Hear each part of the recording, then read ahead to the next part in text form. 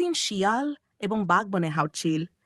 শিয়াল সবসময় নিজেকে খুব চালাক মনে করত এবং বাঘকে ছোট করে দেখত। বাঘ তার শক্তি নিয়ে গর্ব করত, কিন্তু সে জানত শিয়াল খুব চালাক। একদিন শিয়াল বাঘকে বলল, তুমি কি জানো, আমি এত চালাক বনের সব প্রাণী আমাকে মানে, তারা আমার কথা শুনে। বাঘ হাসল এবং বলল, এটা কিভাবে সম্ভব? আমি তোমার চেয়ে অনেক শক্তিশালী। শিয়াল বলল, আমি তোমাকে প্রমাণ দেখাব, চলো আমার সাথে এসো। তারা বনের মধ্যে হাঁটতে শুরু করল এবং শিয়াল তার সমস্ত বন্ধু প্রাণীদের ডেকে আনল। শিয়াল বল, দেখো বাঘ ভাই, আমি যদি তাদের বলি তারা আমার কথা শুনবে। শিয়াল তার বন্ধুদের বলল, তোমরা সবাই বাঘ ভাইকে ফাও পেও না, সে আমাদের কিছুই করতে পারবে না।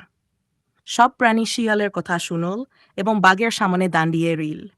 বাঘ বিস্মিত হয়ে দেখল শিয়াল সত্যিই চালাক এবং বনের প্রাণীরা তাকে সম্মান করে। বাঘ বলল, এ শুধু শক্তি না, বুদ্ধিমত্তাও খুব গুরুত্বপূর্ণ। সেই দিন থেকে বাঘ শিয়ালকে সম্মান করতে লাগল এবং তারা দুইজন খুব ভালো বন্ধু হয়ে গেল। এই গল্প থেকে আমরা শিখি কেবল শক্তি না, বুদ্ধিও গুরুত্বপূর্ণ, আর একে ওকে সম্মান করাই সবচেয়ে বড় গুণ।